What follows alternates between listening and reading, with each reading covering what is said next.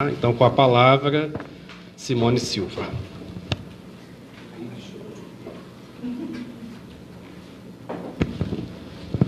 Bom, gente, boa tarde. Me agradecer o convite. Estávamos conversando um pouquinho ali fora sobre a vida do doutorado, porque o motivo de eu estar aqui é o fato de eu ter estudado durante o meu doutorado a relação da universidade, a ciência e tecnologia e as implicações das políticas do governo para esses dois setores, em particular para as universidades públicas. E é muito bom quando a gente consegue, depois de tantos anos de trabalho, de mestrado e doutorado, transformar isso em algo concreto. Então, quando você vem convidado por um sindicato para fazer esse debate, é uma coisa muito importante. A gente se sente feliz de ter feito alguma coisa que possa servir para mudar essa situação que a gente está vivendo. Bom, a universidade no Brasil ela tem uma especificidade em relação aos outros países, em particular do G7, que é por onde passa a pesquisa. Diferente do que o presidente afirmou numa das entrevistas dele, que a universidade pública não faz pesquisa, é exatamente o contrário. A pesquisa no Brasil ela passa desde o seu nascimento, por dentro das universidades públicas, pelos seus programas de pós-graduação. Isso tem a ver com uma situação do país que a gente vive, que é de um caráter de capitalismo, mas um capitalismo dependente, que os setores da burguesia nunca optaram por construir grandes centros de pesquisa e disputar o mercado internacional a partir daqui.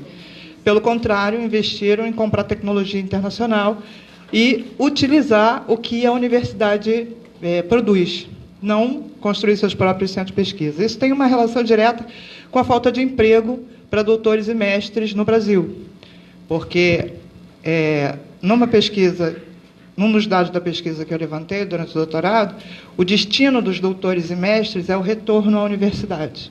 Não existem funções para que essas pessoas sejam funcionários de empresas e trabalham em centros de pesquisa fazendo aquilo que elas aprenderam na universidade. Elas voltam para a universidade por uma falta de alternativa também, mas também por uma relação que a universidade estabelece com isso.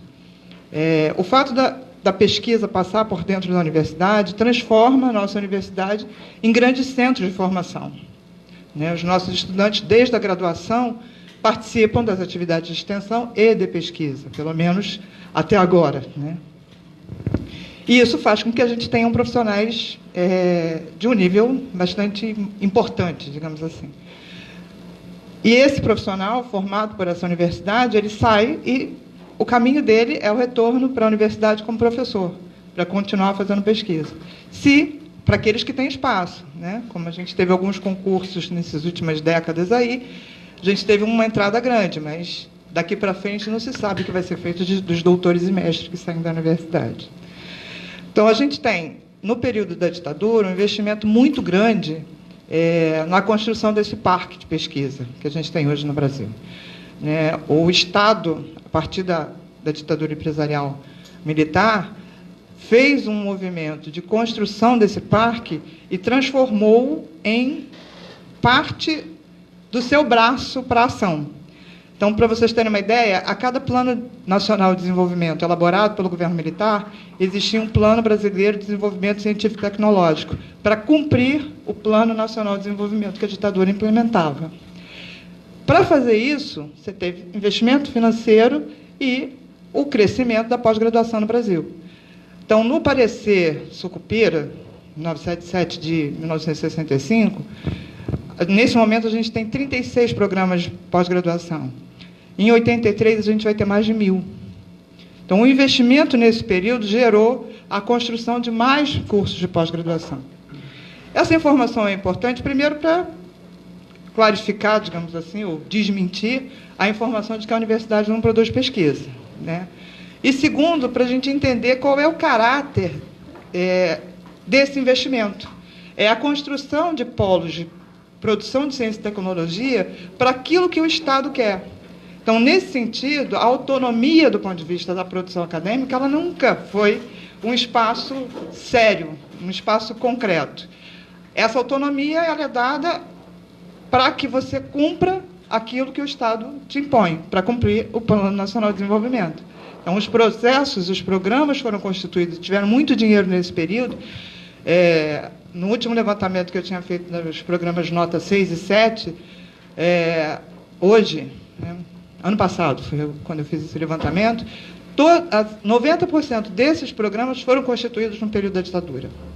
Ou seja, se estabeleceram porque tinham dinheiro, existia investimento, e aí eles se estabeleceram nesse momento. E geraram também a construção e organização de uma comunidade científica no Brasil. Essa comunidade científica que é responsável pelas políticas, né, que estão no CAPES, no CNPq, na FINEP, nas agências em geral, em que são responsáveis pelas políticas de avaliação. Então, é bastante interessante que as pessoas que criam os programas de pós-graduação, que têm nota 6 e 7 hoje, nunca foram avaliados, a não ser pela avaliação que eles próprios construíram quando começou a faltar dinheiro. Porque o critério de avaliação dos sistemas de pós foi constituído porque não tinha dinheiro para distribuir para todo mundo mais e precisava ter a relação da meritocracia. Então, como é que você faz isso? Cria política de avaliação e aí quem tem mais nota ganha mais dinheiro, né? Ganha mais bolsa e se estabelece como... Então, essa questão é fundamental para a gente entender que parque de pesquisa que nós estamos falando, do que está se tratando quando se fala de Futures. Isso foi até o final da ditadura, nessa construção toda, período da década de 90, começa uma grande falta de investimento, o Estado muda sua política, né, a política neoliberal, a tentativa de transformar a universidade já em organização social lá em 96, a falta de investimento nas universidades e também na ciência e tecnologia. A comunidade científica começa a se movimentar no sentido da sua sobrevivência, de manter as pesquisas nas universidades, e o resultado dessa década é a política de fundos setoriais, de investimento na pesquisa a partir dos fundos, a partir de grandes acordos entre universidades, programas de pesquisa e empresas públicas, o próprio governo, que investiam de novo naquilo que queriam. Então, a universidade era instada a fazer projetos de pesquisa que atendessem a essa necessidade que o governo estava determinando. Então, nesse processo aí, os dados de investimento e o crescimento em alguns lugares, quem mais investiu foi a Petrobras. A Associação Nacional do Petróleo o Fundo Setorial de Petróleo e Gás é o que mais distribuiu dinheiro nesse período. Não é à toa que a COP, que já era um setor muito grande, que foi formado em 63, que trabalhou muito no período da ditadura e recebeu muito investimento, continua crescendo e se transformando num polo muito grande. Na Universidade Federal do Rio de Janeiro, os principais contratos são estabelecidos entre a Petrobras e a COP, na área de petróleo e gás. E aí você tem o tanque da oceanografia, a pesquisa do pré-sal, saiu dentro da universidade, sai de dentro da universidade, né? Quando a gente chega no novo século, aí com um novo governo, uma impressão de que vai mudar esse paradigma, essa relação da universidade com o investimento, a gente se depara com um quadro de aprofundamento da parceria público-privada. Então, isso é importante também, porque entender o processo, a gente vai ver que o Futures, por mais que ele seja a distribuição da universidade pública, ele não foi inventado em cima do nada, né? Existem espaços construídos na história das políticas de ciência e tecnologia e nas políticas da universidade para a universidade pública que garantem, que sugerem essa possibilidade tão dramática que é essa proposta do governo agora. Então, quando a gente chega em 2000, nos anos 2000, depois dos fundos setoriais, começa esse movimento, a primeira grande medida do governo é a Lei de Inovação Tecnológica. E o que tem de importante na Lei de Inovação Tecnológica? É uma mudança profunda no paradigma da relação universidade, ciência e tecnologia. As políticas deixam de falar em ciência e tecnologia para falar em pesquisa, desenvolvimento e inovação. Parece um detalhe semântico, mas não é. Quando você produz ciência, quando você produz novas descobertas tecnológicas, isso pode ter um resultado, e deve ter um resultado, pensando na universidade, na sua função social, como produto para que a população se beneficie dela. Então, assim, a pesquisa básica que é uma pesquisa que não tem um resultado imediato, né?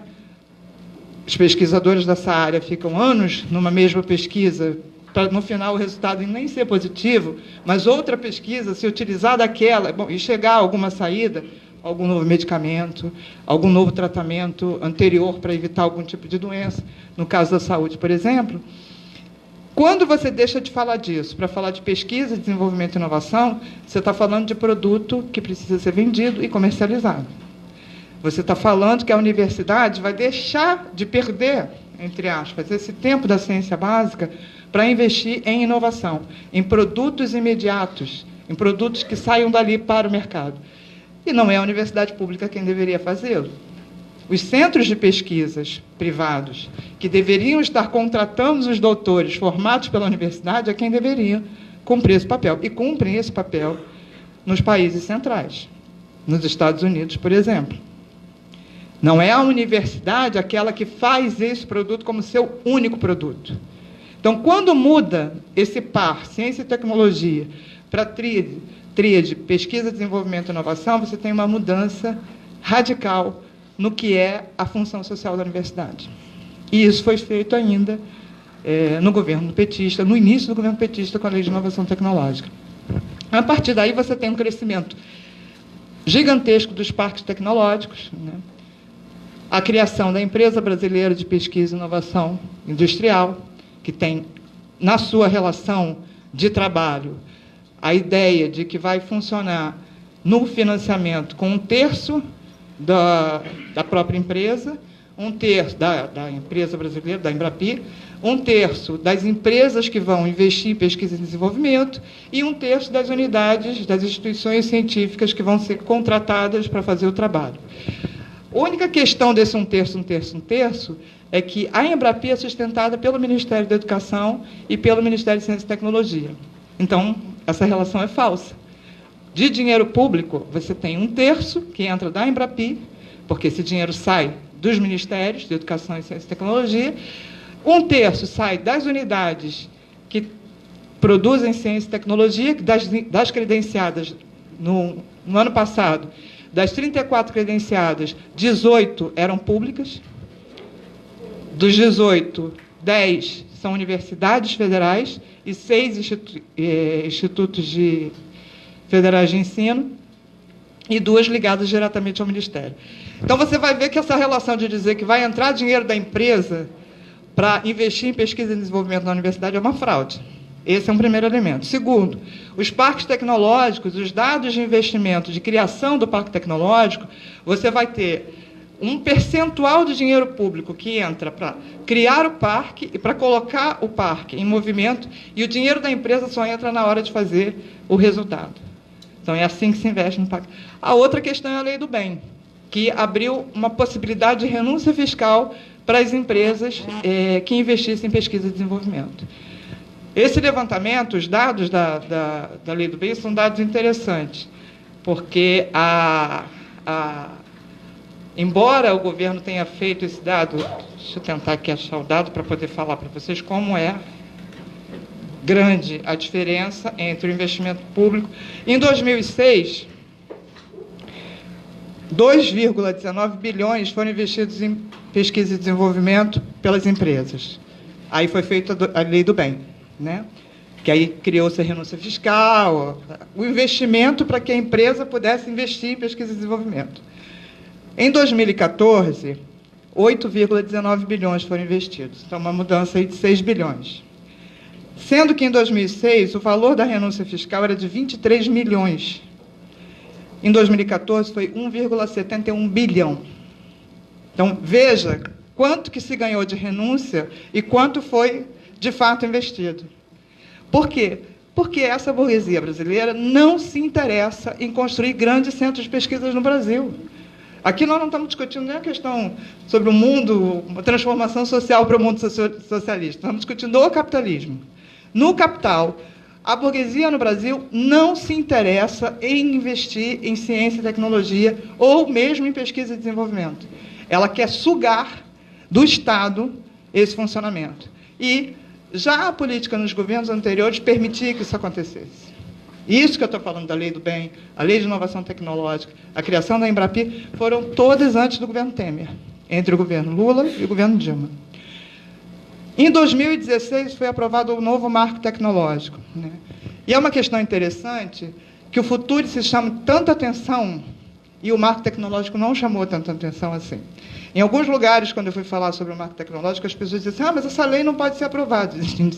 A lei já foi aprovada. Ela já existe, ela já mudou a carreira docente, ela já mudou as relações de trabalho dentro da universidade, ela está aprovada, ela já existe desde 2016. Agora, esse processo todo construído com uma burguesia que não quer criar centros de pesquisa, quer sugar a produção da universidade pública para fazer, obter as patentes, para ter os direitos. Se você fizer uma comparação sobre o tamanho da pesquisa, o tamanho do número de patentes registradas pelo país, você vai ver a diferença enorme entre um e outro. A pesquisa é realizada e o resultado é dado, literalmente dado, porque isso já é feito, não é o futuro isso que vai fazer, já é feito. Bom, diante dessa situação bastante complicada que a gente está vivendo, e que o capital precisa retirar mais dinheiro do fundo público, fez isso com a reforma da Previdência, está fazendo isso com a reforma da Previdência, e também quer criar isso na universidade, porque a universidade é investimento, ela não tem retorno do ponto de vista de dinheiro, né? Assim como a reforma, a Previdência Social, ela não é uma que a gente paga para que outras gerações possam usufruir da aposentadoria. A universidade, o Estado investe porque precisa investir na sociedade, nos resultados que essa universidade pode dar, do ponto de vista da formação e do ponto de vista dos resultados de pesquisa. Só que agora a gente tem um governo que odeia o conhecimento e que é extremamente ressentido com a universidade pública. As declarações contra a universidade pública desde o início desse governo são declarações de ressentimento e ódio, tanto do ex-ministro quanto do atual ministro. A relação com a universidade pública é como se isso aqui fosse, bom, o lugar da balbúrdia, né? Como se a gente não produzisse saídas para problemas da população. Essa universidade que a gente tem hoje e que precisa ser, de alguma forma, defendida, ela não pode ser só defendida porque está sendo atacada de forma tão dura. Ela precisa ser defendida pelos critérios que a gente já tinha na nossa cabeça. Nós estamos brigando na defesa de uma universidade pública com outras características há muito tempo. Agora vem alguém com ódio, né, do conhecimento, com um ressentimento de nunca ter sido reconhecido dentro do campo do conhecimento, que vem com uma proposta que é um pé no acelerador, do ponto de vista disso tudo que eu estou falando até agora. Então, a gente já estava tendo políticas nesse sentido. Agora, volta-se a 96 com a ideia de botar uma organização social dentro da universidade. Volta-se as questões de lei de inovação tecnológica e do novo marco tecnológico com o pé no acelerador, dizendo o seguinte, agora quem vai sustentar, vocês querem autonomia, então captem recursos. É isso que é o resumo da Futurice. Vocês, com a competência de vocês, que até ontem era completamente desmoralizada, esse próprio governo dizia que a gente não produz nada, que a pesquisa é feita na Mackenzie, não nas universidades públicas, né? Esse governo agora está dizendo assim, virem-se, captem recursos.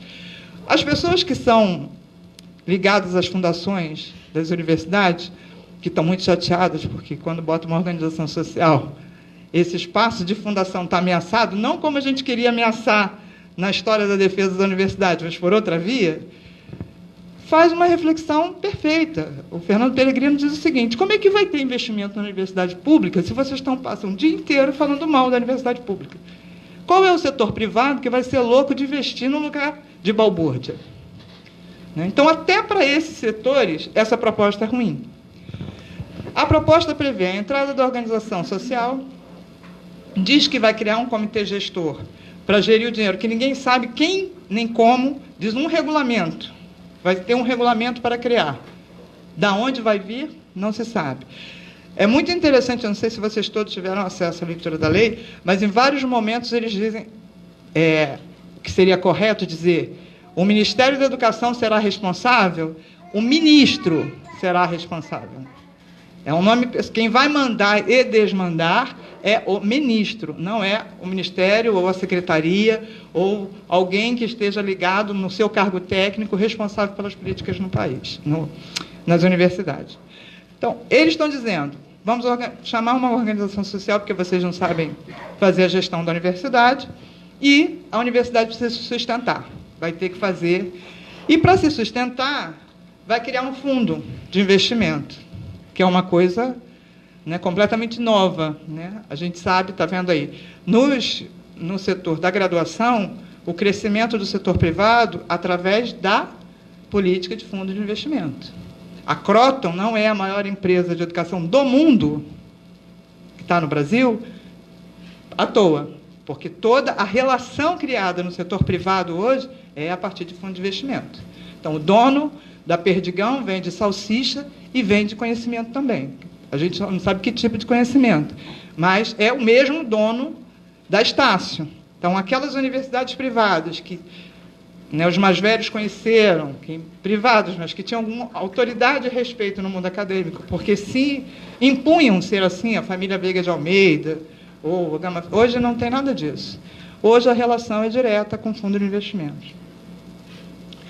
E o que eles querem da universidade? Primeiro, que a universidade utilize a organização social, porque o projeto não diz quem contrata. E diz que o contrato pode ser feito de forma simplificada. A ideia é agilizar o processo de contratação da organização social. A universidade vai cumprir as orientações da lei e do ministro. Preste atenção, do ministro. Não é da CESU, não é do ministério, é do ministro. E a permanência no programa, a universidade vai entrar por adesão. Tal reúne, lembra? Né? A gente vai, escolhe, é democrático, a gente escolhe se quer entrar ou não vai entrar. Se não entrar, você é responsável pelas suas opções na vida. Então, assim, estou dizendo que não vou dar mais dinheiro, captem recursos. Se vocês não querem entrar nesse programa, vocês vão ficar sem dinheiro. E a permanência, ela também é avaliada para ver se você está cumprindo o programa. Então, se não estiver cumprindo, se não estiver captando recurso, se não tiver posto a OS, você pode ser ameaçado de ser retirado do programa e parar de receber. A gente não sabe exatamente que dinheiro e como. Né? O papel da OS é fiscalizar a universidade. É ver se a gente está fazendo pesquisa, ensino e extensão. Imaginem o que a OS vai estar preocupada na formação de ensino e extensão, por exemplo. A pesquisa a gente sabe, porque a pesquisa é fazer pesquisa, desenvolvimento e inovação. E gerir os recursos. É a OS que vai fazer parte desse comitê gestor. O comitê gestor não se sabe quem é, mas a OS é que vai gerir o fundo. E é um fundo de investimento. E da onde vem o dinheiro desse fundo de investimento?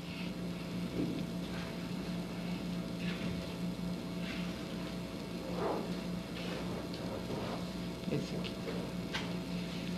A constituição do fundo é, primeiro, prestação de serviço. Então, vamos ter que fazer consultoria, vamos ter que fazer estudos para a empresa e ganhar algum dinheiro que não vai ser administrado pela universidade. Vai entrar no fundo de investimento. A comercialização de bens e produtos. Então, a universidade pode, a partir de agora, negociar, por exemplo, o terreno ali do São Domingos, né? Do Ingá, da UF. Imagina como é que não vai ser essa relação com esse terreno. Né? A gente também tem lá no Rio de Janeiro o Canecão. Né? Então, esses terrenos interessantes, eles podem ser negociados e o dinheiro deles vai para o fundo de investimento.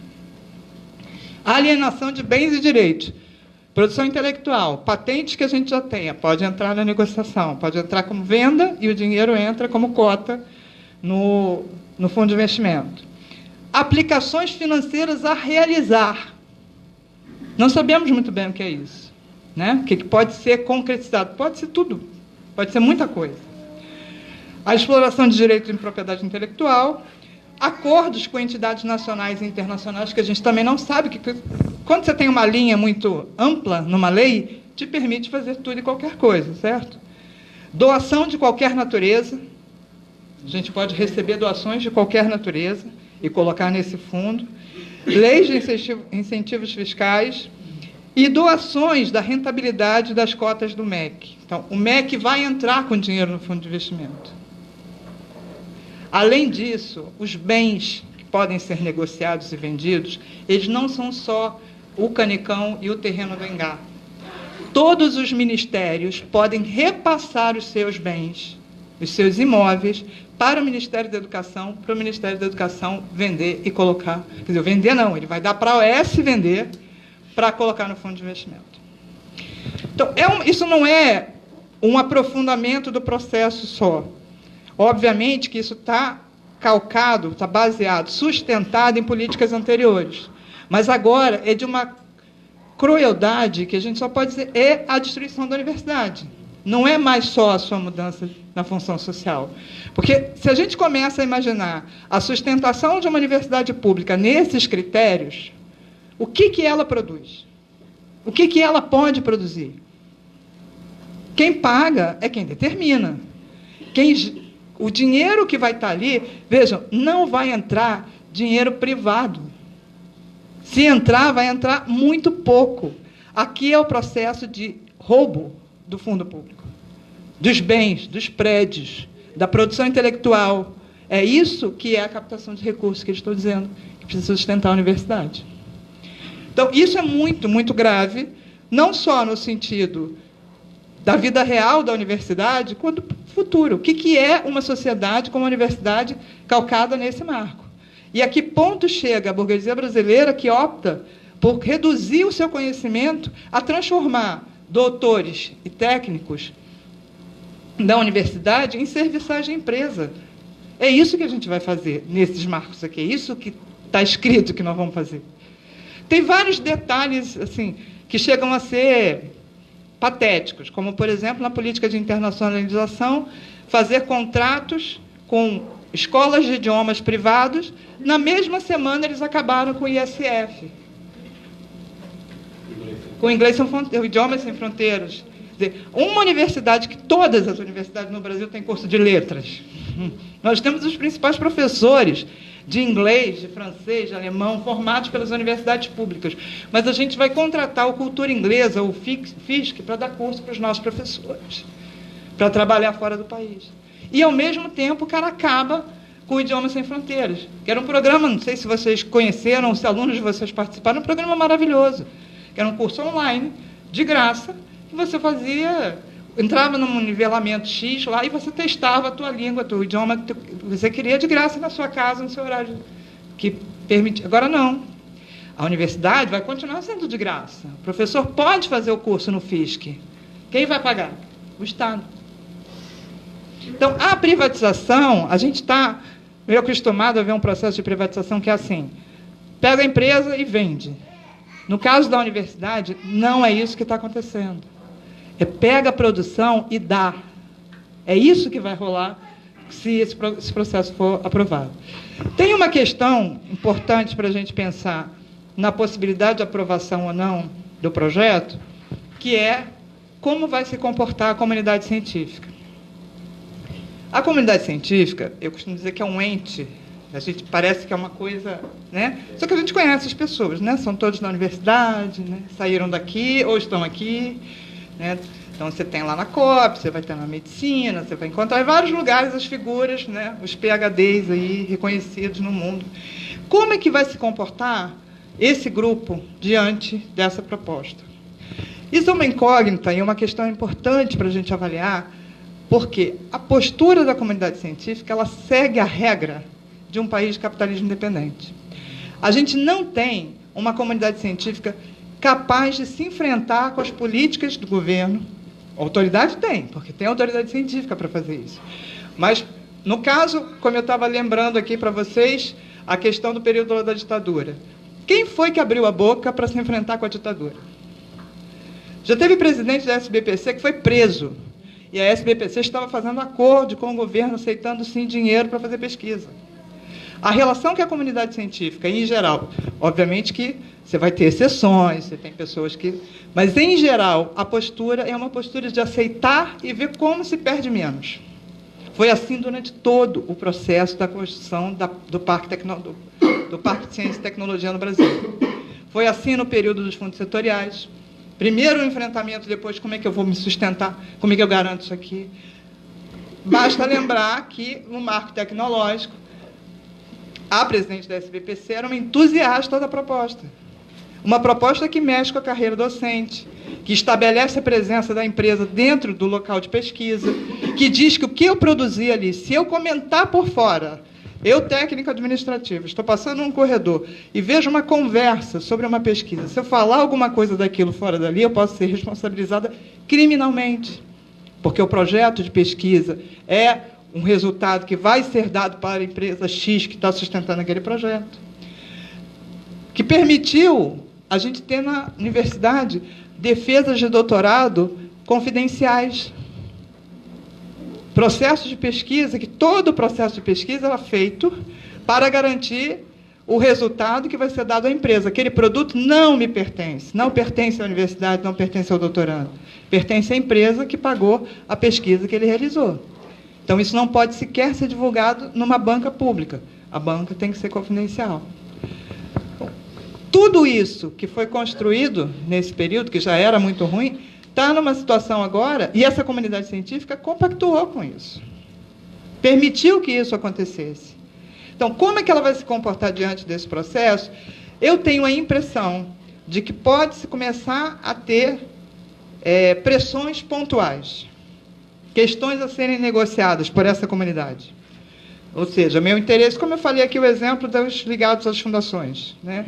A fundação é um grande perdedor nessa história aqui. Como é que ela vai se relocalizar nesse novo projeto? É possível que os setores ligados às fundações queiram negociar pontualmente isso. É possível que você tenha setores que não estão tão avançados na questão do empreendedorismo que queiram negociar também um espaço nesse projeto, porque vão estar fora. Agora, como um projeto conjunto, eu não vejo uma possibilidade de ter a comunidade científica hoje ao lado daqueles que querem lutar para defender uma universidade pública gratuita e com a sua função social preservada. De conjunto, eu acho que a gente não vai ter esse movimento. Eu já comecei a perceber algumas declarações sobre o projeto apontando questões anteriores que a gente brigava contra elas como questões meio positivas, assim, não era tão ruim assim, né? Então, assim, a empresa brasileira de pesquisa, pelo menos, estava lá sendo controlada pelo MEC e pelo Ministério de Ciência e Tecnologia. As fundações, pelo menos, elas estavam dentro da universidade de uma certa relação. Em nome de uma defesa de uma autonomia universitária, a gente pode negociar questões que não são negociáveis para quem defende a universidade pública. Não dá para negociar a fundação. Outra coisa se a gente barra o projeto e as coisas continuam como elas estão. Nós vamos continuar lutando para mudar as coisas como elas estão. Agora, não pode negociar. É o bode na sala. Você tem uma proposta horrível e depois diz, não, então, por isso, eu aceito essas questões anteriores. Porque o mundo da universidade já estava com muitos problemas antes. A gente já estava com essa situação desde a criação, digamos assim, da pós-graduação no Brasil. O que significou o impacto disso nas universidades, mas particularmente com as políticas de parceria pública e privada no início do século. Para nós, o melhor é não ter marco tecnológico, como ele está montado, permitindo que o professor saia da sala de aula, faça um contrato com a Bayer e vá trabalhar para a Bayer, recebendo dinheiro de professor com dedicação exclusiva e fazendo pesquisa para a Bayer, e sendo remunerado pela Bayer.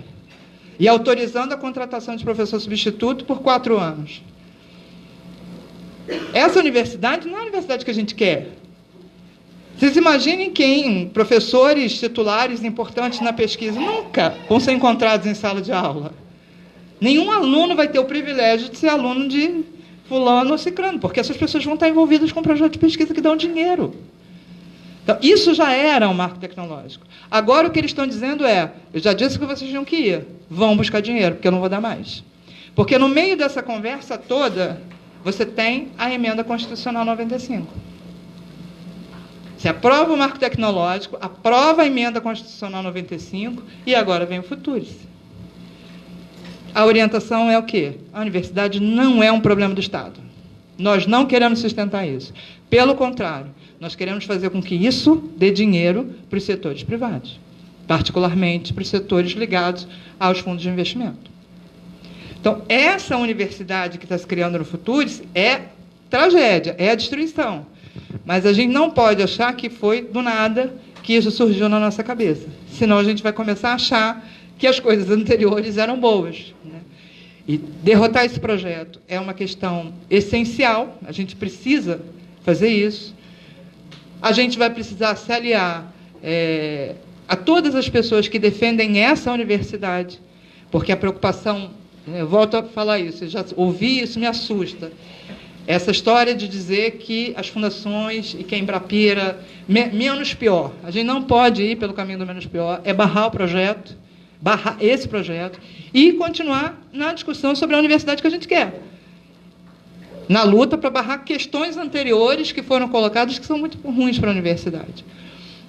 Então, eu estava muito deprimida quando vi o projeto, porque esse projeto vem junto com a reforma. E eu não sei se tem gente aqui nessa sala que está na mesma situação que eu, mas hoje, esse ano, eu completei 30 anos de contribuição na universidade, de trabalho e contribuição. E por conta da reforma da Previdência de 2003, eu não vou me aposentar. Não vou me aposentar mais, né? Porque eu iria me aposentar aos 54 anos, eu tenho 48, eu ia trabalhar mais 6 anos, e agora eu vou trabalhar mais 14 anos com essa nova reforma. Então, isso já é um elemento muito ruim. A gente perdeu uma batalha, ou está em curso, mas com muita dificuldade nós estamos brigando por isso, que é uma batalha que a gente faz essa luta há muitos anos. E é muito ruim perder para esse governo, né? E aí, quando vem o Futurice e essa proposta de universidade, a pergunta é: aonde é que eu vou trabalhar esses 14 anos? Porque eu queria o meu direito de aposentar agora, mas possivelmente não ia me aposentar, porque eu gosto muito de trabalhar na universidade, apesar de todos os problemas que a gente tem na vida cotidiana dentro da universidade. Mas com esse projeto, aonde é que eu vou trabalhar? Que lugar é esse? Que durante 30 anos eu trabalhei, militei, briguei, fiz greve, mas que mundo, que relação de trabalho é essa que está se estabelecendo dentro da universidade depois desse projeto? Qual é o resultado da produção que essa universidade faz para a sociedade? O que ela faz até agora e o que ela vai passar a fazer? Como é que eu posso contribuir com esse tipo de coisa, com esse tipo de transformação da função social da universidade? E vou ser obrigada, porque preciso disso, para o meu sustento, trabalhar ainda 14 anos nesse lugar. Então, eu acho que não que a luta contra a reforma terminou, ela está muito difícil, o resultado possivelmente não vai ser dos melhores, mas a gente vai continuar vivendo. E a gente vai continuar tendo que trabalhar. E a universidade está sob uma proposta que é uma reconfiguração dela, né? Com todos os problemas que eu insisto, tem na história dela, e que a gente sempre brigou, esse sindicato, um dos sindicatos mais importantes na luta na história da universidade, na luta em defesa dessa universidade pública, mas agora o que a gente está discutindo é outra universidade. Aliás, eu não sei nem se dá para chamar isso de uma universidade. Esse projeto aqui é uma outra coisa, transformar os alunos, já no marco tecnológico, tinha uma coisa chamada Bolsa Inovação. Então, já era transformar os nossos alunos em mão de obra barata das empresas, enquanto nós, técnicos e professores, estaríamos dando o nosso conhecimento de doutores e mestres para essa empresa. Agora,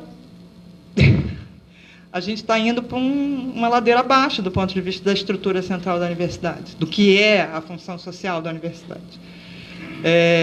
Eu estava brincando essa semana, que eu vou falar semana que vem, na abertura da Semana de Serviço Social, lá da UFRJ. E eu estou pensando se não posso fazer uma fala tão desanimadora, essa garotada está entrando. E, mais que isso, essa população, esses estudantes que entram na universidade, em particular desses cursos, como os cursos de serviço social, hoje tem uma mudança importante na universidade, de mudança social, mudança racial. Eles precisam saber exatamente o que está acontecendo, porque nós dependemos muito deles nessa luta, né? Essa aliança dentro da universidade, entre docentes, técnicos e professores, precisa retomar o projeto GERES de 85, quando se recusou aumento para defender a universidade. Quando o governo fez a primeira proposta, os mais antigos se lembram, de dividir a categoria, de apresentar uma proposta financeira para um setor em troca da autonomia universitária. E os técnicos e os docentes disseram não. A gente não quer dinheiro. A gente quer a dignidade do trabalho e a defesa da autonomia universitária. Então, a gente vai precisar retomar esse espírito, né, que é muito difícil hoje, porque as avaliações, os processos construídos dentro da universidade afastam a gente da luta, né, dificultam a união entre os setores trabalhadores e estudantes da universidade. E a gente vai ter que voltar a fazer isso, sob o risco de perder esse patrimônio. Do ponto de vista do desenvolvimento do país, um investimento de mais de 50 anos, de muito dinheiro para construir esse parque de pesquisa que a gente tem hoje nas universidades públicas, e, do nosso ponto de vista, a possibilidade de construir espaços de formação que não sejam espaços voltados para o mercado. Só voltados para o mercado. Já estão, né? De alguma forma, a gente já faz isso na universidade. Mas como é que a gente pode barrar esse projeto e voltar a discutir as nossas questões cotidianas dentro da universidade e lutar contra esses ataques? Acho que é isso. Fico por aqui.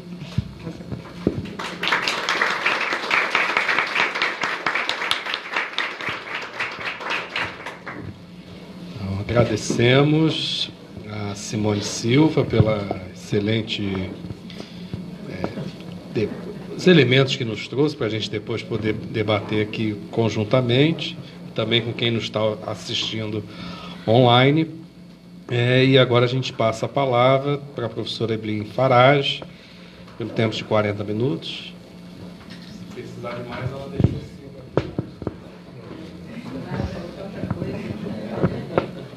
Boa tarde a todas e todos. Primeiro, agradecer o convite da ADUF para estar aqui. É um prazer estar com a Simone aqui na mesa.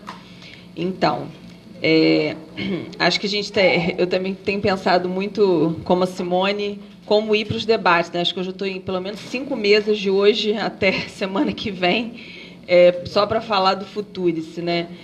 E é muito difícil a gente falar de um projeto que não traz nenhuma perspectiva de futuro para o futuro que a gente acredita, né? E, ao mesmo tempo, tentar animar para a luta, que é a única possibilidade que a gente vê aí de barrar esse projeto. Por outro lado, a gente também considera que é importante que, nesse processo de identificar que projeto é esse de contra-reforma, como a Simone disse muito bem, que a nossa alternativa não seja a última, né? As nossas últimas experiências, porque, por mais que esse projeto seja muito pior do que os últimos projetos de contra-reforma da educação, né, os últimos projetos também não representavam o projeto de universidade pública que nós defendemos, né? Então, não é substituir esse pelo que tinha anteriormente. Eu acho que, por mais difícil que seja falar isso, porque nesta conjuntura é muito difícil falar isso, né? É necessário que a gente entenda que o nosso grande desafio é construir um outro projeto, né? Um outro projeto de universidade. E, infelizmente, esse outro projeto de universidade que a gente acredita, ele não cabe nessa sociedade. Então, nós temos um duplo desafio, porque para discutir educação que nós acreditamos, aí eu estou falando enquanto sindicato, né? É necessário a gente discutir a própria sociedade. Porque o projeto de universidade pública, gratuita, laica, socialmente referenciado, universal, que é um debate que a gente faz muito pouco no Brasil, ele não cabe na sociedade capitalista. E, portanto, ele não cabe nessa estrutura social. Então, não dá para a gente recorrer a um erro que a educação já teve, inclusive, há muito tempo atrás, que é achar que os projetos educacionais pairam sobre as relações sociais. Eles não pairam. Os projetos educacionais, eles são fruto dessas relações. E, em cada momento da história, eles vão ser fruto do nível de intensidade da luta de classe que nós temos. E, nesse momento, reconhecer que nós estamos perdendo na luta de classe é importante. Nós estamos perdendo importantes batalhas. Não perdemos a vitória, mas estamos perdendo importantes batalhas nesse processo. Como perdemos com um conjunto de contrarreformas que foram realizadas no Brasil desde mal a Constituição de 88 foi promulgada. Né? Eu sempre falo que a Constituição foi promulgada, ela nem conseguiu se realizar e a gente já começa no Brasil um conjunto de contrarreformas para retirar o pouco que nós conquistamos na Constituição de 88. Só que como hoje a situação está muito ruim, a gente olha para a Constituição de 88 e fala assim, nossa, aquilo, né? Como hoje está muito ruim, a gente olha para a CLT do Vargas e fala assim, nossa, perdemos a CLT do Vargas, né? Por que isso? Porque o parâmetro é o do pior e a gente está ficando, infelizmente, cada vez pior, né? Então, acho que nesse momento, nessa conjuntura, em especial numa conjuntura que alguns vêm chamando de obscurantista, é necessário que a gente reafirme, de fato, qual é o projeto de sociedade que a gente acredita.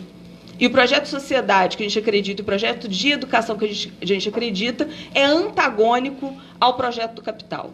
Portanto, ele não cabe nessa relação social imposta pelo capitalismo. Então, a nossa tarefa é grande, porque ela é uma tarefa de resistir para não perder mais direitos, resistir para manter o que nós conquistamos e, ao mesmo tempo, sermos capazes de construir algo estratégico. E aí, daí, acho que talvez o desânimo, porque quando a gente olha para o lado, o que tem de estratégico? O que nós estamos construindo de estratégico? Né? E aí vem o Futurice, esse projeto de derrocada, de fim da universidade pública.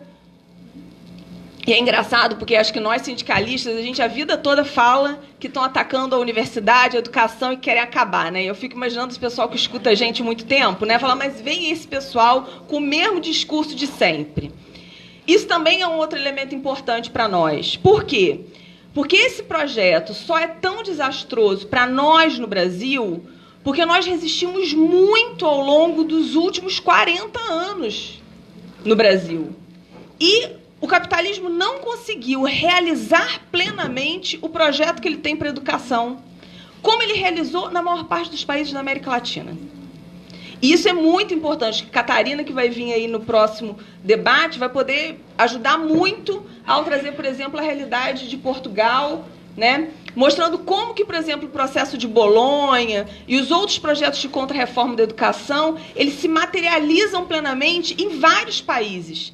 E como essa estrutura que nós temos de universidade no Brasil, ela é praticamente a única em toda a América Latina. Poucos países da América Latina não têm nenhuma taxa de cobrança. Pouquíssimos países. Poucos países da América Latina. Vou pegar a Argentina, estou achando o exemplo da Argentina muito bom. Por quê? Porque a Argentina, ao mesmo tempo que tem a proposta da universidade de acesso livre, universal, né, ela tem uma contradição imensa. Na Argentina, por exemplo, sabem quantos por cento dos professores universitários são funcionários públicos de dedicação exclusiva? Sabem? Menos de 17%. Então, isso significa que se consolidou uma universidade pública de acesso universal que não se baseia no tripé do ensino, pesquisa e extensão. Portanto, que é distinto do projeto de universidade que nós nos baseamos, porque nós não defendemos só a sala de aula. E um professor que não é dedicação exclusiva, ele não tem condições, que ele tem que ter outros empregos, ele não tem condições de fazer pesquisa e extensão na universidade. Então, isso já nos coloca um elemento fundamental de diferença. E por isso que é necessário resgatar por que é tão danoso esse projeto para nós. Porque, por mais que pareça estranho, a gente ainda tem muito a perder. Nós temos uma estrutura de universidade descentralizada, que, por exemplo, também é muito diferente da América Latina, onde se construíram as grandes universidades nacionais, né? Nós temos a expansão, nós tivemos, de fato, uma expansão universitária no Brasil, com todas as críticas que tenhamos à expansão universitária, mas nós temos um modelo de universidade que ele se espraia pelo país, que ele dá acesso ao ensino superior a segmentos da população que, há muito pouco tempo, não tinham acesso ao ensino superior, né? Então, não é pouco pensar que, no Brasil, nós temos mais de 90% dos professores funcionários públicos, cerca de 90% dos nossos professores doutores e dedicação exclusiva. Então, é muito que se tem a perder. É uma estrutura muito grandiosa que se construiu do ensino superior público no Brasil, que está em jogo. O futuro, eu vou tentar não repetir as coisas que a Simone falou, vou tentar pegar outras coisas, né?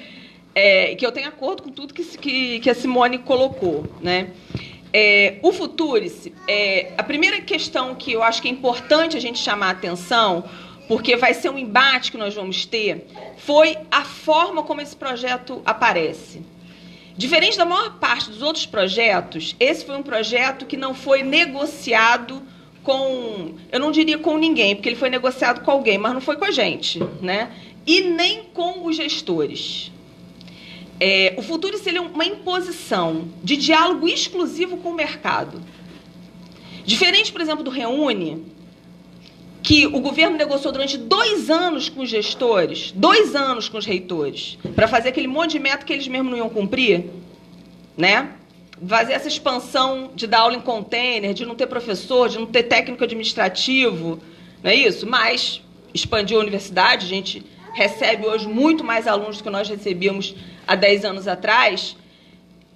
Enquanto o Reúne ficou 2 anos sendo negociado entre o governo federal e os gestores, o Futurice, ele é feito a portas fechadas, certamente, com os empresários da educação, pegando um modelo estrangeiro, uma mescla de um modelo norte-americano com alguns países europeus, porque não dá para falar que é um modelo puro sangue de nenhum país, é uma mescla, né, que eles estão fazendo aqui. Exatamente, é tudo de alguns. Porque é impressionante, porque não tem nada de bom, né, gente? Mas nada, não tem uma linha. Não tem uma coisa, isso aqui, vai que isso aqui é bom. Não tem nada, né? Procurou, né? Mas não dá, né? Não tem uma linha que seja bom. Então, ele é uma mescla de diferentes projetos. E, estudando, eu estava pensando, com o que isso se parece na nossa história recente? E eu fiquei pensando, o Futurice, ele se parece, na sua forma, com os acordos de Mec-Usaid, da época da ditadura. E eu acho que, para nós, isso é muito importante, porque isso diz muito do papel que este governo está querendo cumprir. Os acordos de Mec-Usaid foram os acordos feitos entre o Ministério da Educação e os Estados Unidos, né? Eles foram feitos sob sigilo. Ninguém sabia que eles estavam sendo feitos. E, de repente, depois de muita balbúrdia, já naquela época, né, os militares foram pressionados a abrir os acordos e expor quais eram os acordos. Acordos que, entre as muitas reformulações que faziam na educação, desde a educação básica à educação superior, só para lembrar, porque não que tenha nada a ver com o que a gente está vivendo hoje, mas é só para lembrar, porque é bom lembrar. Eu não sou historiadora, não, mas é bom lembrar, né, Manuela? Acordos que tiraram do nosso currículo a filosofia naquela época, né? Que tiraram a disciplina de ciência política e colocaram a disciplina de moral e cívica. Mas não tem nada a ver com o que nós estamos vivendo hoje, nada. Com a reforma do ensino médio, nada disso, né? E foram acordos que foram impostos, sem nenhum tipo de negociação com a comunidade acadêmica. As pessoas foram, também como o Futurice foi no dia 16, ele foi apresentado para os gestores, para os reitores das universidades e dos institutos federais, e no dia 17 ele foi, então, anunciado oficialmente lá na sede do INEP, né? A gente teve reunião já com a ANDIFES, que é a Associação Nacional dos Dirigentes das Instituições Federais. Eles falaram que eles não tinham nenhum conhecimento desse projeto até então, que eles foram surpreendidos lá. Nós não podíamos, obviamente, nem entrar, mas também a gente também não queria entrar, né? Porque vai que a gente ia ser chamado para ficar do lado do ministro, né? Ia pegar mal para a gente, então a gente preferiu ficar para o lado de fora, né? E eles também foram surpreendidos. Bem, pensando que esse projeto tem muito mais a ver com uma proposta que não é negociada com ninguém, e, portanto, ela é negociada com o mercado, porque é óbvio que ela foi negociada com alguém, né? Não foi esse ministro que pensou isso tudo sozinho, né? Ninguém acha isso, não. Por melhor que ele esteja sendo eficiente para este governo, não é possível que ele tenha sozinho pensado em mudar 17 leis. O Futurice muda 17 leis. até a lei da contribuição tributária, o Futurice muda. Então, não é pouca coisa, não é uma coisa pequena, é algo que mexe com questões estruturantes. E que questões é esta estruturante? Aí eu acho que tem um outro elemento também que é importante, que tem a ver com a nossa história recente. O Futurice mexe com tantas leis, por quê? Porque em várias das leis, o Roberto Lerer está até apontando isso num artigo que ele escreveu agora também sobre o Futurice. Em várias das leis, desde a Constituição de 88, nós conseguimos, pela luta, barrar algumas coisas. Então, lá na Constituição, desde a Constituição de 88, a gente conseguiu barrar o financiamento privado para a educação pública, por exemplo. Na LDB, a gente conseguiu barrar o percentual do ensino à distância no ensino presencial, né?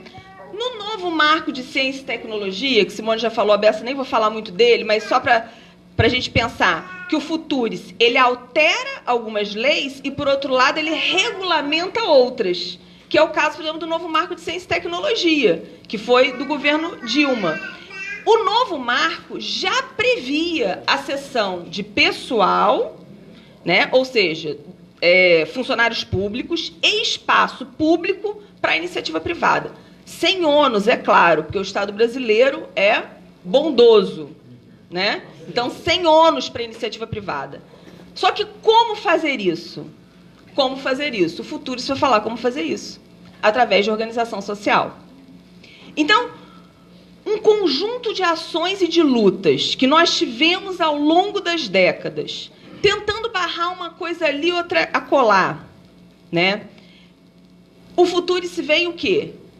É como se ele viesse desde a Constituição de 88, pegando tudo que a gente conseguiu barrar a nosso favor e agora colocando a favor do capital. E, pelo jeito, ele não esqueceu de nada. A única coisa que está de fora ainda é a cobrança de mensalidade. Que eles só não colocaram agora, na nossa avaliação, por conta da mobilização que o debate da educação tem sido capaz de fazer no Brasil. Maior, inclusive, uma mobilização maior, inclusive, do que contra a reforma da Previdência, infelizmente. Então, se eles colocassem agora a cobrança de mensalidade, isso poderia gerar uma convulsão. Então, foi estrategicamente que eles retiraram isso do projeto, mas certamente esse será o próximo passo após, se eles conseguirem aprovar o Futurice. A outra coisa que é importante a gente pensar é o seguinte: por que que as organizações sociais elas estão sendo utilizadas como uma nova forma de gestão para as universidades? Porque eu tenho pensado que o Futurice, para além dos 3 eixos que o governo apresentou, que, na verdade, eles camuflam o que o projeto quer falar, eu acho que tem 4 grandes eixos centrais que nos interessam para o debate do Futurice. 1 é uma nova forma de gestão institucional. 2 é uma nova forma de gestão pessoal. 3 é uma nova proposta de formação acadêmica, humana. E 4 é uma nova proposta de acessibilidade da universidade na universidade pública, de permanência e acesso de estudantes. E eu fiz questão de separar isso, porque talvez esse seja um dos diálogos mais desafiadores que a gente vai ter que fazer. Se nós não conseguimos dialogar com os estudantes, para que os estudantes se coloquem contra esse projeto, a nossa possibilidade de barrar o Futurice vai ser bem pequena. Então, acho que para nós é didático, é político, que a gente demonstre o que os estudantes vão perder com esse projeto, né? Então, quando a gente pensa, numa nova forma de gestão institucional, o que o Futurice está se propondo?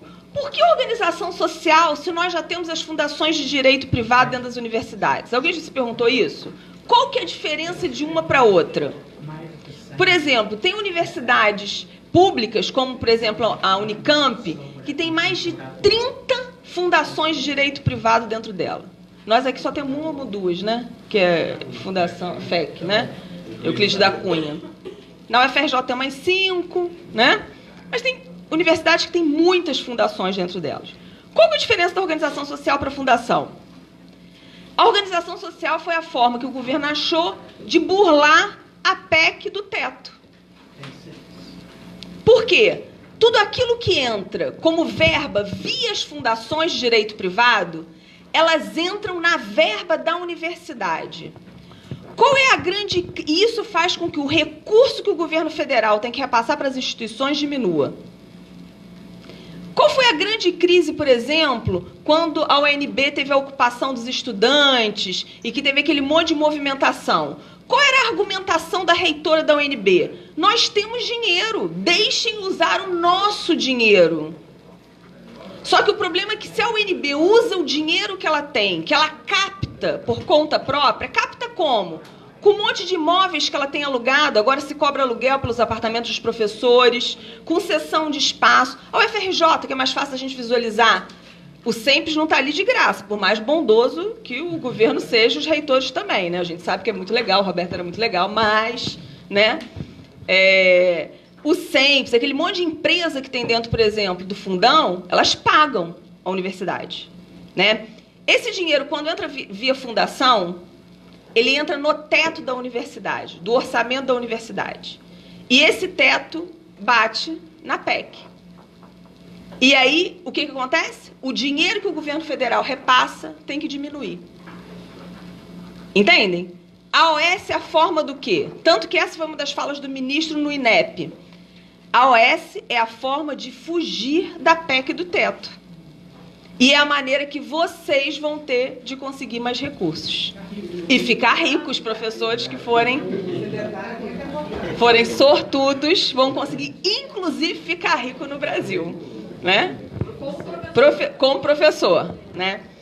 Então, é importante que a gente pense que as OS e os fundos de investimento, eles vão ter esse objetivo, burlar a legislação que eles mesmos criaram, né? Ao mesmo tempo que burla é a expressão máxima, ou uma das expressões dessa vertente privatizante do projeto Futurice. Por quê? Se eu passo a ter a responsabilidade de conseguir recursos sozinho, eu desresponsabilizo o Estado pelos recursos. Então, esse é um elemento estruturante do Futurice. O futuro é a desresponsabilização do Estado com o ensino superior público. E é óbvio que ele não vai acabar com o dinheiro que disponibiliza, não é isso? Mas vai continuar dando pouquinho. É isso que eles apontam para o futuro. E aí fique a cargo de cada instituição poder fazer a arrecadação da maneira que lhe convier, né? Então, isso é um elemento da gestão institucional importante. A outra mudança na gestão institucional é que a organização social ela passa a ter um poder dentro da universidade, porque ela pode gerir o patrimônio da universidade, e nós temos universidades super pobres e nós temos universidades super ricas de patrimônio, é muito desigual. Então, ela pode gerir o patrimônio da universidade, ela pode gerir pessoal na universidade. Eu estou na dúvida de qual vai ser o papel do reitor. Estou na dúvida. Dos pró-reitores, esse monte de gente vai gerir o quê? Nós, pobres mortais, funcionários públicos, né? Exatamente. Porque a gestão pode ser feita pelas organizações sociais, que são compostas por quem? Esse é um outro elemento também importante. Porque não precisam ser compostos por funcionários públicos, né? Elas podem ser compostas da maneira que elas quiserem. E mais, não precisa nem ter chamada pública para contratação de organização social. Isso é porque este governo prima pela transparência e pela lisura, né? É contra a corrupção, né? Então, por isso, pode contratar a organização social sem chamada pública. É isso que o projeto prevê. Então, qualquer organização social, qualquer mesmo, gente, que já tenha tido algum momento, algum convênio com o governo, pode se candidatar para gerir uma universidade, para ser parceira da universidade pública. Como Como que vai ser a auditoria e o controle das organizações sociais? Isso não está explícito no projeto. Eles falam de uma ouvidoria, porque a ouvidoria no Brasil é uma coisa que dá certo, né? Nossa experiência é super positiva com as ouvidorias. Então, eles falam que vão criar uma ouvidoria, né? Você liga lá e reclama lá, tá? Devem disponibilizar um 0800 para você reclamar da forma de gestão da organização social. Outro elemento importante dessa gestão institucional é que parece que a gente tem que ler isso articulado com as outras medidas do governo. Então, o que ele já apontou? Bem, infelizmente, tudo indica que a reforma da Previdência vai passar. Possivelmente, até o final do ano e do ano que vem, nós teremos uma enxurrada de saída de servidores públicos, em especial os que já estão em abono permanência. Por conta, já está acontecendo isso, em especial nas universidades, né? Suspensão de concurso. Qual vai ser a alternativa de contratação de pessoal? As organizações sociais. Como? Como o projeto também prevê contratação por notório saber, ele copiou, viu, do Temer, lá da reforma do ensino médio. Esse negócio pegou no Brasil, gente, notório saber. Né? Mas nós não vamos ser considerados notório saber, tá? Então, como pode contratar por notório saber, imagine que nível de contratação terão pelas organizações sociais. Mas a gente não precisa ir muito longe, porque já acontece hoje, e nós temos, por exemplo, mais de 20 editais abertos lá acompanhando a gente em sala de aula, que a gente enche o saco deles. Não é isso não, gente. É para substituir o professor. Professores voluntários na medicina. Queriam contratar professores voluntários para colégio de aplicação, para criança. Para criança. E aí ficaram com medo do Estatuto da Criança e do Adolescente, foram desanimados pela assessoria jurídica, e aí voltaram atrás. Não vou falar não. Não vou falar não, porque depois as pessoas não me contam mais. Depois me recebem mal quando eu for lá na universidade. Uma reunião da Andifes. Uma reitora falou que eles tentaram contratar voluntário para o colégio de aplicação deles, falou publicamente, mas a assessoria jurídica desanimou, porque como era criança, isso podia ter problemas com o Estatuto da Criança e do Adolescente. Então, só os adultos mesmo que podem ter professor voluntário. Sorte das crianças, azar dos adultos, né? Então, essa gestão institucional nos parece que é algo importante da gente ter atenção. É um outro modelo de universidade, é um outro modelo de gestão, que é tudo menos público, que é tudo menos sob o controle social. É pegar o público, deixar ele na aparência de público, mas desestruturar ele por dentro. Uma desestruturação que não acontece só hoje, uma desestruturação que vem já desde a década de 90, gradativamente. O futuro vai ser a gota d'água desse processo. Na gestão de pessoal, né, que está interligado com a gestão institucional. Possibilidade de contratação por organização social. Então, olha, os pobres coitados terceirizados, que já recebem menos do que um salário mínimo, é sempre importante frisar isso para quem não sabe, né? Os nossos, e não é os da China não, tá, gente? Ou lá de Roraima, de São Paulo, é os daqui da UF, da Universidade Federal Fluminense, esses trabalhadores que estão nos mesmos departamentos que nós, que fazem as mesmas atividades dos técnicos administrativos, recebem líquido aqui na UF menos do que um salário mínimo. Esta é a terceirização.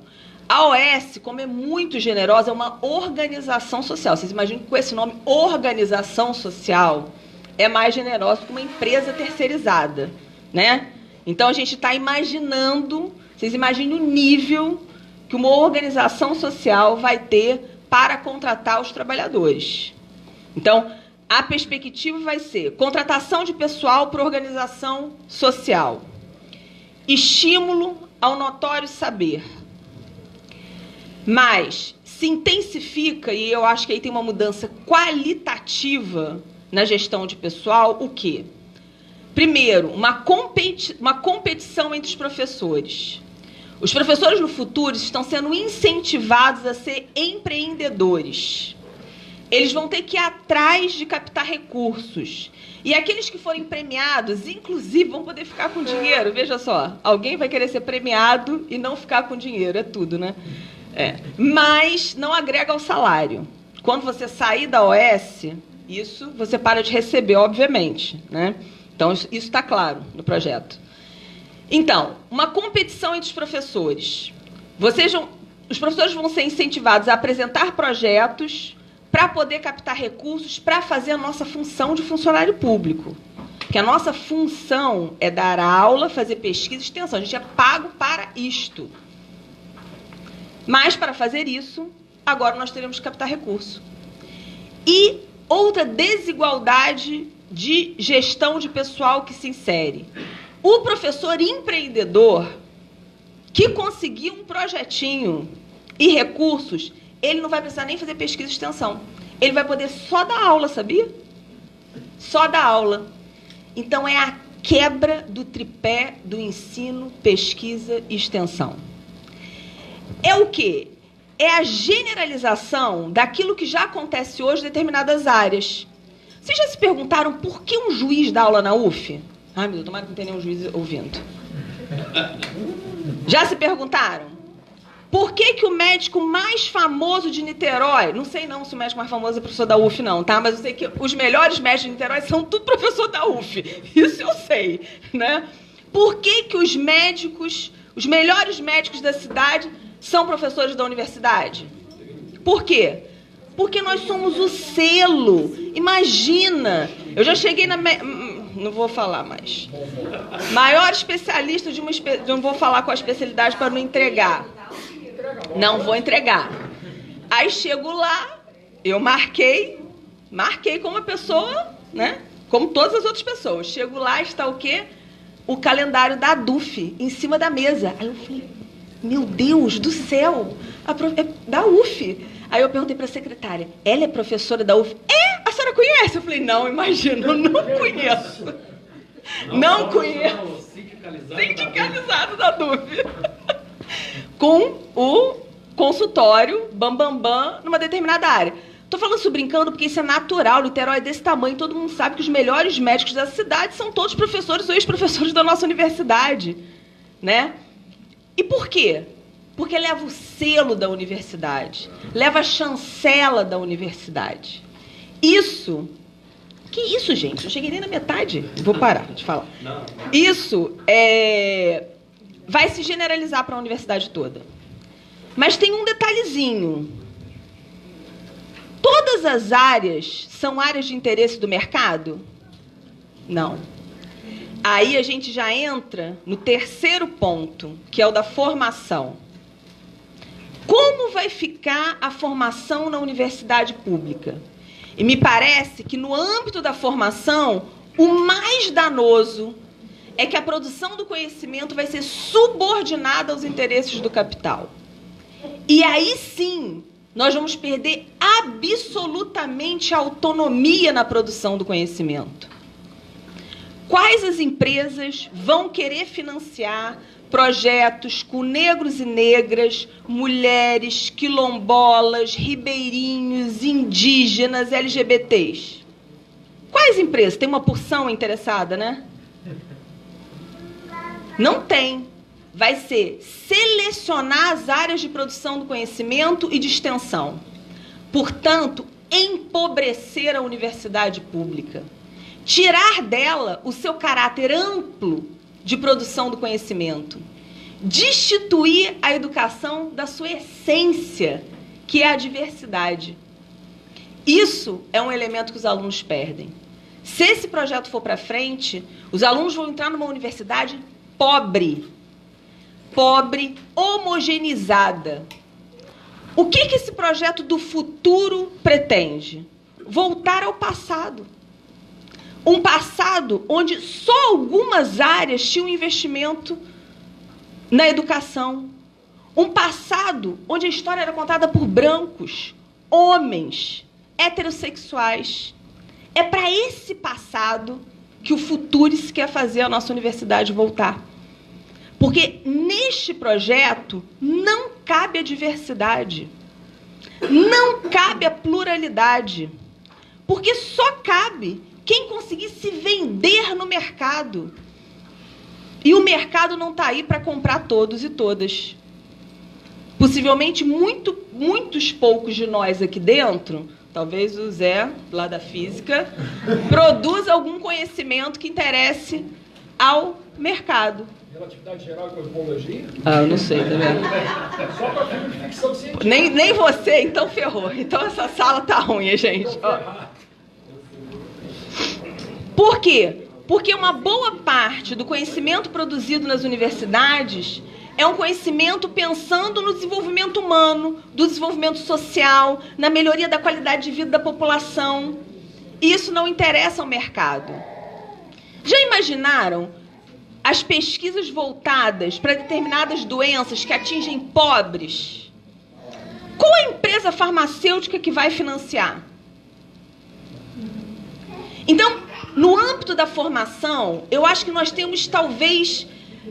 Porque, assim, no resto tudo a gente pode brigar, sabe, gente? A gente pode brigar para não ter OS, a gente pode brigar contra as OS, Agora, no âmbito da formação, o futuro, pelo futurice, é de um empobrecimento absurdo da perspectiva de produção de conhecimento da universidade pública. Então, acho que esse é um elemento bem importante para nós, né? Os alunos vão ter que optar por áreas de conhecimento que tenham adesão do mercado. Então, esse é um elemento importante. Vai se criar ou aprofundar a desigualdade interna nas universidades. Aqueles cursos que têm muito investimento. Hoje já é um pouco assim, né? Só que isso vai se expandir. Os cursos que têm investimento e os cursos que vão ser só sala de aula. E aqueles que vão ter os laboratórios, a pesquisa, a extensão. E aí tem uma coisa muito interessante. Porque a mesma perspectiva do professor empreendedor, eles também querem dar ao aluno. Eles, inclusive, vão criar um dia do aluno empreendedor, gente. O sábado seguinte ao Dia do Trabalhador. Tem noção? Sábado seguinte ao 1º de maio vai ser o dia do aluno empreendedor. E tem um outro elemento para os alunos também. Porque as organizações sociais, elas são responsáveis por garantir empregabilidade aos alunos. E tem emprego para todo mundo, vocês sabem, né?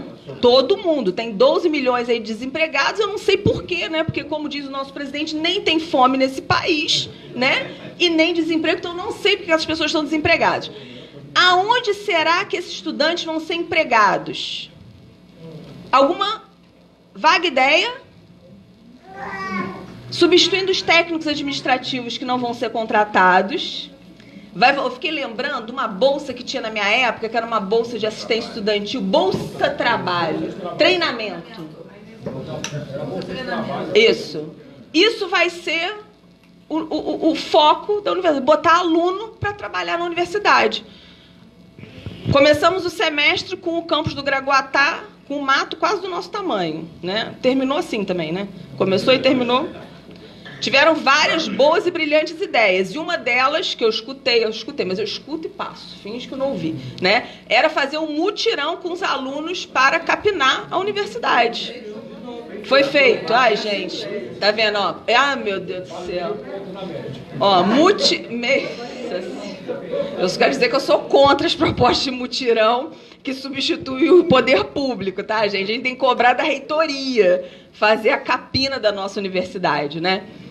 Não serão poucas as propostas de colocar os alunos, em especial aqueles poucos pobres que ainda conseguirem entrar nessa universidade, né, para fazer o trabalho que nós não teremos servidores públicos para fazer, e nem mesmo terceirizados ou de organizações sociais. Então, os alunos também vão ser convocados a darem a sua parte e serem empreendedores. Vocês imaginam se os alunos hoje competem pela bolsa do estágio? Imagina a competição que não vai ter nesse projeto de aluno empreendedor, né? Os alunos perdem com uma universidade que não vai ser mais pautada pelo tripé do ensino, pesquisa e extensão. Os alunos perdem com uma universidade, que aí entra o quarto e último ponto, está tudo interligado, né? Que é a questão do acesso e da permanência. Os alunos perdem com uma universidade que vai novamente reforçar a invisibilidade. Invisibilidade daqueles segmentos que foram, por décadas, invisibilizados pela sociedade capitalista. E que esse projeto quer novamente colocar na invisibilidade. É o que já foi feito com a suspensão das cotas para os alunos trans na Unilab. É isso. Só que é isso generalizado. Então, projetos com favela, com periferia, movimento social vai ser um nome proibido dentro da universidade, né, gente? Movimento social, quilombos, indígenas. É a padronização de uma universidade que novamente invisibiliza e que conta a história de quem nos colonizou. É a universidade dos colonizadores. É isso que o Futurice quer. É um passo para o passado, e largo. Um passo largo para o passado. Para finalizar, eu queria chamar a atenção de algumas questões. Primeiro que teve um pessoal que ficou muito incomodado aí quando o governo, lá na apresentação do projeto, o governo comparou o Futurice à EBSER. Eu não sei por que ficaram tão incomodados, né? Porque a gente já na época da EBSER já falava que aquele não era um projeto para a universidade pública, que rompia com a autonomia da universidade. E hoje nós desafiamos que nos mostrem qual hospital da EBSER ficou melhor. Qual? No Brasil. No Brasil. Qual melhorou? Porque nós não temos conhecimento de nenhum que tenha melhorado. Então não adianta achar que esse projeto vai melhorar a nossa universidade. Ele não vai melhorar. E aí, Simone, numa coisa talvez eu tenha dúvida do que você falou. Eu não sei se nós teremos tantos pares nessa luta. Porque nem na comunidade científica. Ah, tá. É isso. Porque eu acho que, novamente, nós vamos falar sozinhos. Novamente, a gente vai olhar para um lado, vai olhar para o outro e não vai ver... Nós não teremos poucos pares. Por isso a importância de dialogar entre os 3 segmentos da comunidade acadêmica. A nossa sobrevivência depende da nossa capacidade de unidade hoje de técnicos, professores e estudantes. Porque, para muito além disso, nós não vamos conseguir. A fala da Andifes era: vamos ter que negociar por dentro. O que significa negociar por dentro disso aqui? Tira o dia do aluno empreendedor? Não sei o que é possível negociar aqui. O que vai pedir? Inclusive, as entidades de fundação, das fundações, já pediram uma reunião com o governo para saber por que elas não estão aqui. Elas já ficaram com raiva. Por que elas não estão citadas no Futurice? Então, vai começar essa briga. Não é um projeto de escolha, é um projeto de imposição, né? Eu sempre brinco, eu sou assistente social, né? Eu sempre brinco com meus alunos o seguinte, que tem os assistentes sociais que falam assim, porque esse pessoal que parou de trabalhar para ganhar o Bolsa Família... Aí eu falo assim, gente, pensa o seguinte, você ganha R$5.000, e aí você para de trabalhar para ganhar 120. Vocês conhecem alguém que faria isso? E se conhecer, ele tem um outro problema, que é de saúde mental. Ele tem que ser encaminhado para outro lugar. Entendeu? Então, não é escolha. Não é? As pessoas pobres, elas não aderem ao Bolsa Família porque elas deixaram de trabalhar. Isso é um preconceito absurdo, né? E uma mania que o brasileiro tem de chamar pobre de vagabundo. Que, inclusive, agora o presidente da República também gosta disso, né? Então, nós não teremos escolha com o Futurice, porque não é uma escolha. Porque escolher seria, se nós estivéssemos com o orçamento de 2014, que foi um dos maiores, e aí agora, e esse 2014 tivesse sido acrescido, né, de tudo que tem que ser acrescido, e agora o governo falasse, bem, quem quiser pode aderir. Eu falei, não, beleza, eu estou com o orçamento 100%, Só que quando você tem um orçamento diminuído desde 2014, quando as universidades já vivem sem recursos, já vivem com o mínimo, já cortaram tudo que podiam e não podiam, isso não será uma escolha, isso é uma imposição do governo. E o contingenciamento de verba serve para isso.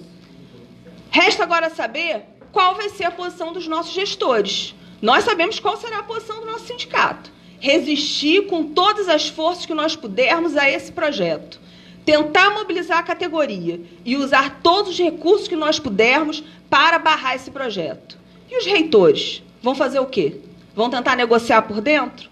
Vão tentar tirar um artigo ou outro e vão implementar como fizeram com a EBSER?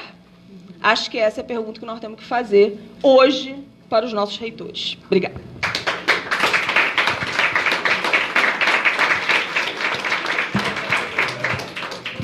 Então, são muitas coisas, né? Então, a gente vai ter que priorizar algumas questões. Chegou uma pergunta aí por esse negócio, perguntando se as organizações sociais vão poder cobrar cursos dentro da universidade, né? Se elas vão poder criar um espaço diferenciado, enfim, alguma coisa nesse sentido.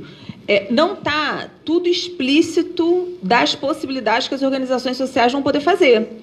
E, justamente, tudo aquilo que não está regulamentado é um perigo. Então, a gente acha que elas vão poder fazer tudo.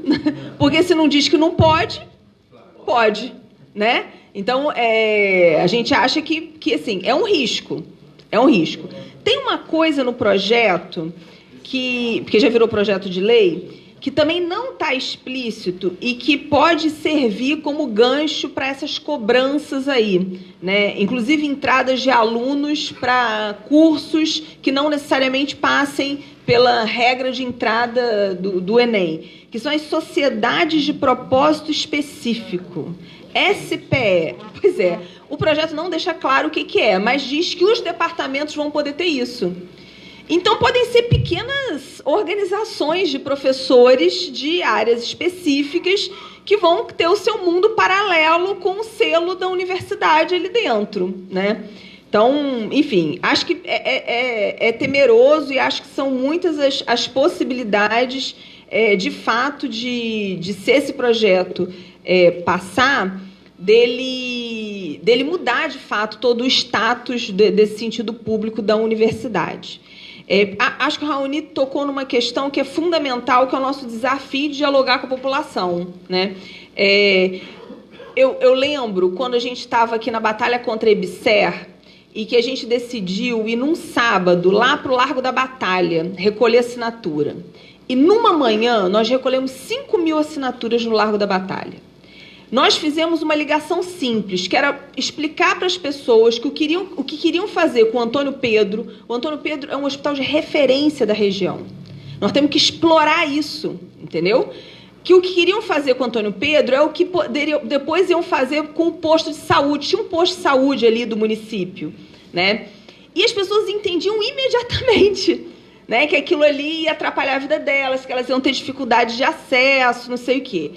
Esse projeto, inclusive para a área da saúde, é muito pior, né? Porque ele piora aquilo que já é ruim, que é a EBSER, porque vai botar a dupla entrada nos hospitais universitários. Então, imagina de quem será a preferência, de quem tem plano de saúde ou do atendido pelo SUS. Esse é um outro elemento. A gente conseguiu, lá na época de tanta balbúrdia, esse foi um dos elementos que foi tirado da EBSER também. A questão da dupla entrada, né? E agora ele vai mudar a lei da EBSER para garantir a dupla entrada também nos hospitais universitários. Então, nessa perspectiva de pegando tudo que a gente conseguiu barrar. Em relação à questão é tanta coisa que depois eu estava olhando assim, não falei disso, não falei daquilo, aí vou aproveitar as respostas para falar de algumas questões. Em relação às organizações sociais, uma coisa que é muito importante que a gente fique atento é que nós, da educação, conseguimos barrar isso durante 20 anos na educação, né? Algumas áreas no Brasil, depois da Constituição, como a cultura, já se estruturaram através de organizações sociais. A saúde está entregue para a organização social na maior parte dos estados, a saúde básica, o atendimento básico, né?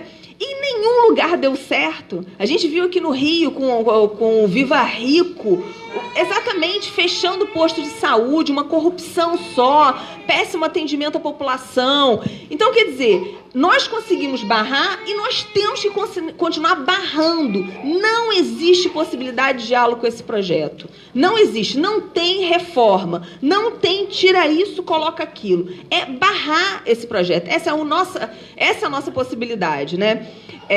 Nesse sentido, com quem que a gente vai fazer unidade? Nós vamos fazer unidade de ação, isso para o Andes é absolutamente resolvido. Unidade de ação a gente faz com todo mundo, até o PSDB. Se quiser ir para a rua, barrar o Futurice, nós vamos para a rua com eles. Agora, construir projeto estratégico? Não.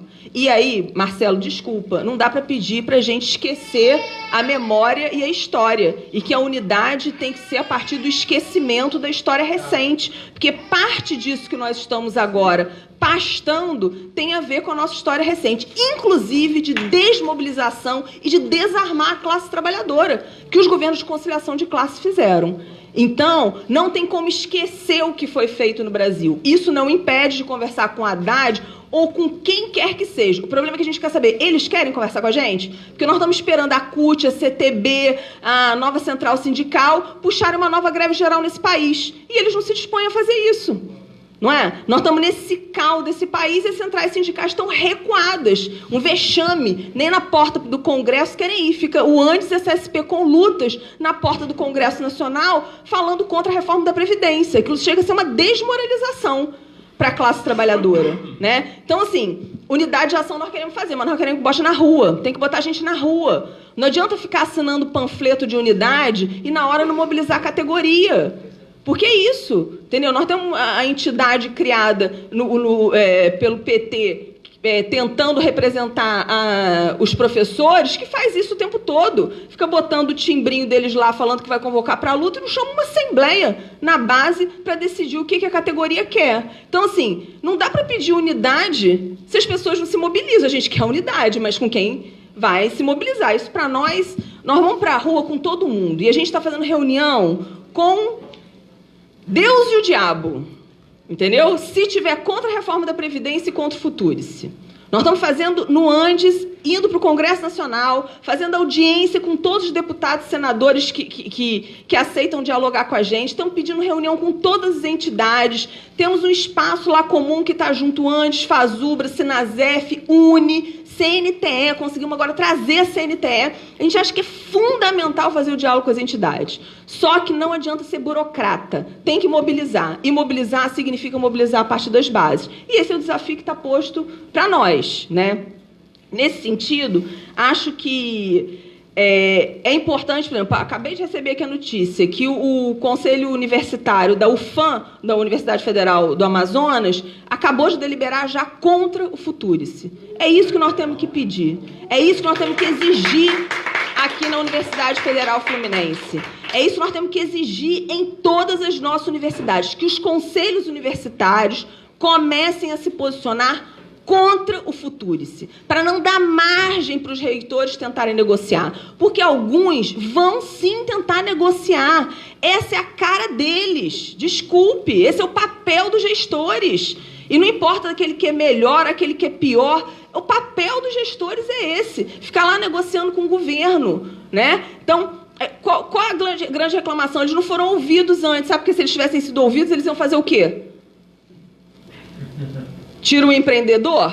Pô, né? Então, quer dizer, a nossa pressão e a nossa mobilização, de fato, vai ser decisiva e fundamental. Acho que a Adriana traz um debate que é o debate da gente explicitar, de fato, quais são as nossas pautas para elas não se confundirem com o discurso deles.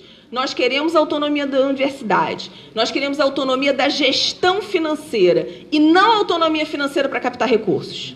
Não é isso que nós queremos, porque nós não somos uma empresa captadores e empreendedores captadores de recursos. O recurso tem que vir 100% do Estado. O que nós queremos é a autonomia na gestão do recurso, assim como lutamos a vida toda para ter autonomia na eleição e na posse dos nossos dirigentes. E isso não foi possível em nenhum governo, uma coisa que não tinha nenhum custo financeiro para o governo.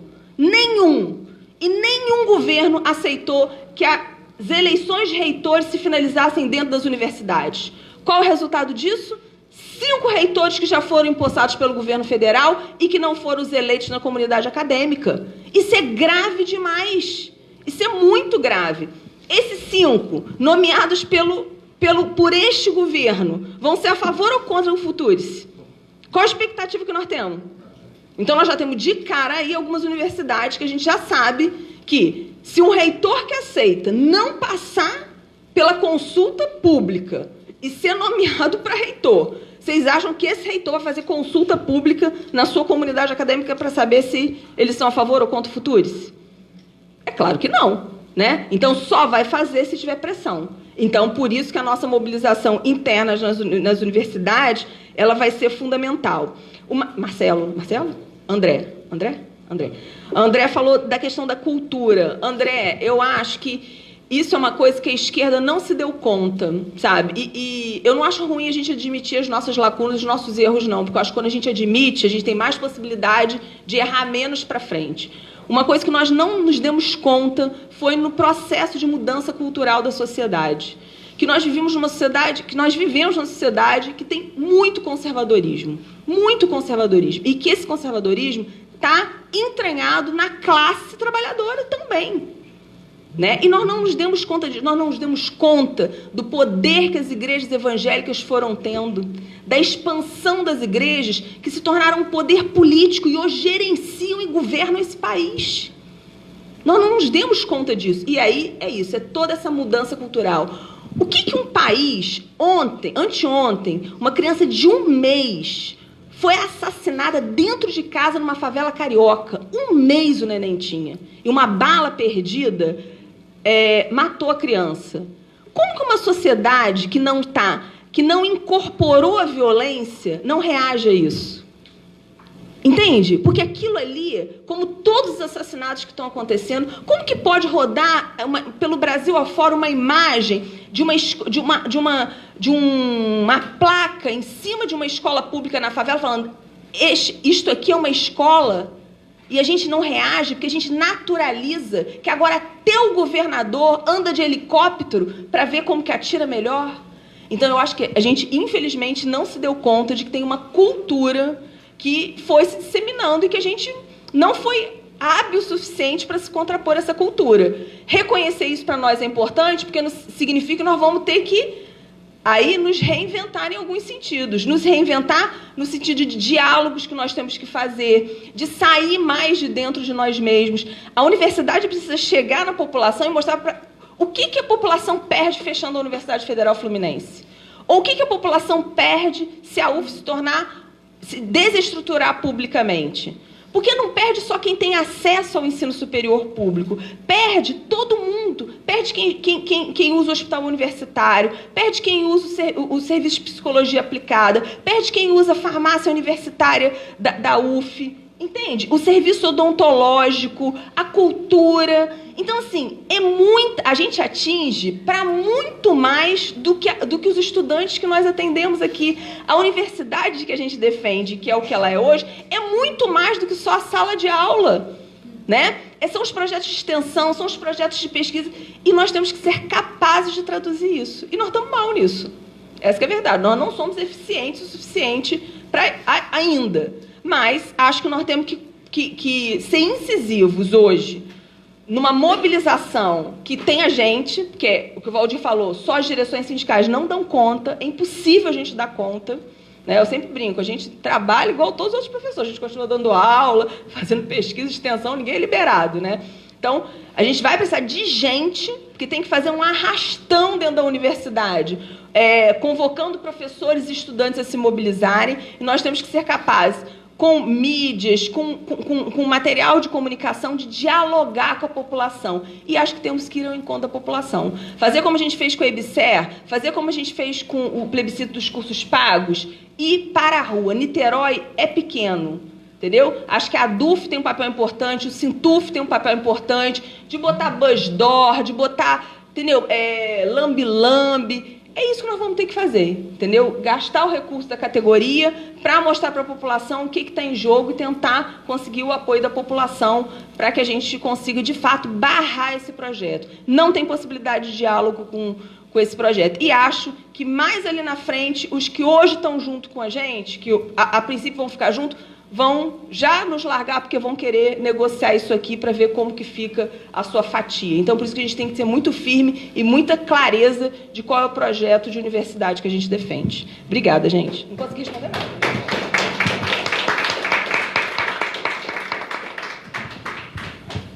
Simone, por favor.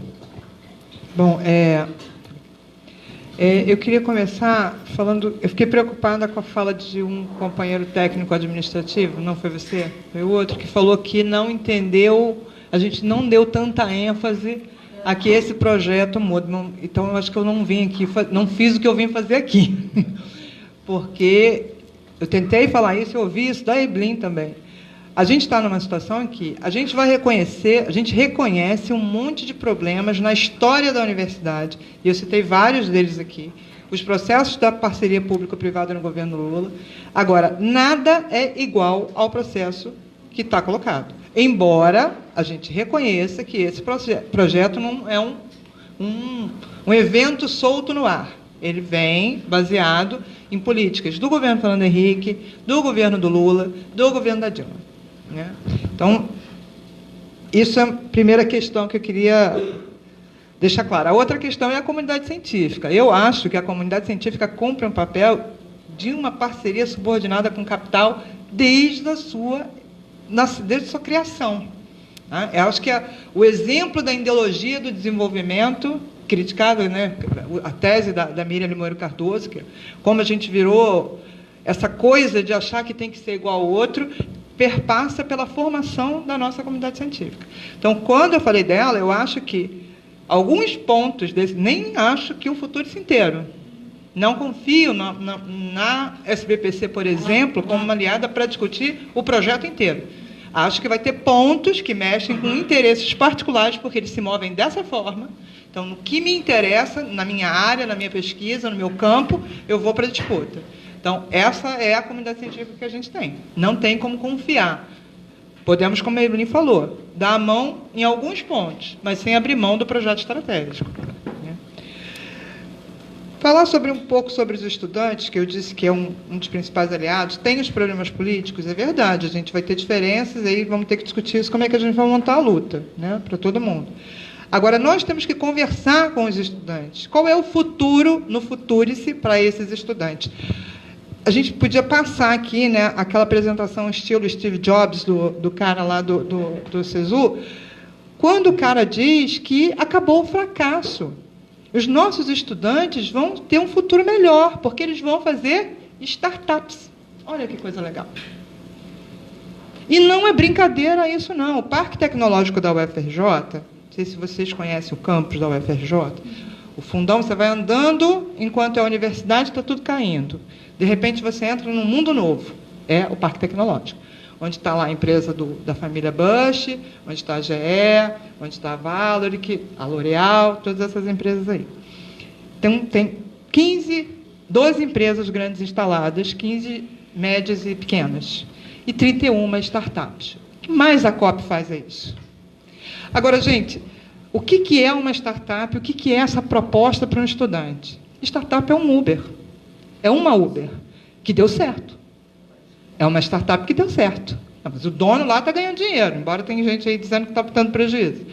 Mas qual é a lógica da startup? É você construir o funcionamento de que você junta pessoas, tem uma grande ideia, usa tecnologia e não tem gasto. Qual a primeira relação da startup? Não tem emprego. Ninguém trabalha para startup. Então, eu sou aluna da tecnologia lá da engenharia, vou ter uma ideia brilhante, vou pegar o meu celular, inventar um aplicativo e vou ganhar muito dinheiro com isso. Isso foi o que o ministro disse que a universidade vai formar. Então, dizer isso para os nossos engenheiros, não nossos pessoas, vocês acham que vocês vão conseguir furar um bloqueio no capital para criar uma startup e ganhar dinheiro? É o mesmo discurso para o professor que vai ficar rico. Aliás, eles têm que resolver. Se professor ganha muito dinheiro hoje, a universidade paga muito dinheiro, o professor titular ganha 50 mil reais, ou se ainda vai ficar rico. Se já é rico, se ainda vai ficar rico. Né? A Ebrin tocou numa questão do projeto, que é o SPE, o Sociedade de Propósito Específico, que o que eu entendi dali é que o departamento vai poder fazer um contrato com qualquer empresa e fazer a pesquisa que quiser. Então, veja, o funcionamento hoje estrutural da universidade. Você tem que submeter um projeto de pesquisa, né, ao seu conselho de centro, ao seu conselho da unidade, à reitoria. Dependendo da universidade, você tem conselhos onde você tem que submeter aquilo que você está fazendo. Aqui, eles não estão dizendo que o seu projeto não vai ser submetido, eles estão te autorizando, no departamento, na unidade menor da universidade, a fazer um projeto direto com a empresa. E mais que isso, tem o tal do naming rights. Sabe o que é isso? Isso é quando você vai ao teatro no XP Investimentos, saca? Show do Caetano Veloso, no XP Investimentos, ou no KM de Vantagens. É o nome do teatro. É isso. É transformar o Departamento de Fundamentos do Serviço Social no XP Investimento de Serviço Social. Entendeu? É isso. É tratar, é fazer o acordo, ninguém vai querer o serviço social, né? É tratar o acordo entre, e para fazer com que pague esse dinheiro. Então, a gente vira, né, o IACS, que aqui do lado pode fazer contratos, e aí vai deixar de ser IACS, vai ser KM de Vantagens. Alguma coisa desse tipo, receber algum dinheiro que vai para aquele fundo de investimento que a gente estava conversando. Então, assim, a proposta não tem negociação. Essa proposta do Futuris não existe nenhuma possibilidade. Os aliados que vierem conosco têm que vir sabendo em que nós não abrimos mão de não para o projeto inteiro. Porque não há nada no projeto que a gente possa dizer, não, isso aqui dá para resolver mais tarde. Não tem. É uma porta que você abre e não volta mais. Para voltar isso, aí tem que mudar todo o projeto, todo nosso projeto social. Né? Tem que fazer revolução. Porque se transformar a universidade nisso que está aqui, retorno por conselho, não vai ter mais conselho universitário, não vai ter mais SEG, nem CPEG, não sei como que vocês chamam aqui. Né? A pergunta que veio pela internet, se vão abrir disciplinas ou um vestibular particular pela UES. A gente não sabe, é verdade. Agora, eu acho pouco provável. A intenção da organização social, da criação dessa organização social, é ganhar dinheiro com a pesquisa. O ensino não é um grande problema. Por que não está se cobrando mensalidade agora? A relação que a Evelyn falou da luta com os estudantes, que poderia causar um problema maior, tem também a ver com o cálculo que fizeram. Dá para segurar a mensalidade e cobrar em outro momento e assaltar o fundo público. Pensaram? Todos os bens de todos os ministérios podem ser transferidos para o Ministério da Educação para entrar em negociação. No país inteiro, do Ministério da Agricultura, do Ministério da Saúde, qualquer coisa. Então, assim, o negócio aqui é roubar, assaltar o fundo público. Essa é a primeira parte. Depois a gente vê se vai ter... E isso ninguém sente, na lógica dessas pessoas, entendeu? Porque cobrar uma mensalidade, você está criando, né, a relação do imposto que você paga, que você sustenta o Estado, isso está sendo cada dia mais apagado. Então, isso não é meu, não é de ninguém, né? Não vai me fazer falta. Mas é roubando, é o assalto ao fundo público. E a questão da empregabilidade para os meninos, que vão lá para a startup para serem felizes e terem sucesso na vida, enquanto eles estiverem aqui, não é só substituir técnico administrativo, não, eles vão trabalhar para as empresas. A Bolsa Inovação já bota estudante hoje para trabalhar para a empresa. Eles vão trabalhar para a empresa, para ganhar, sabe-se lá quanto vai ser o valor dessa bolsa. Mão de obra barata. Dentro da universidade, para uma empresa.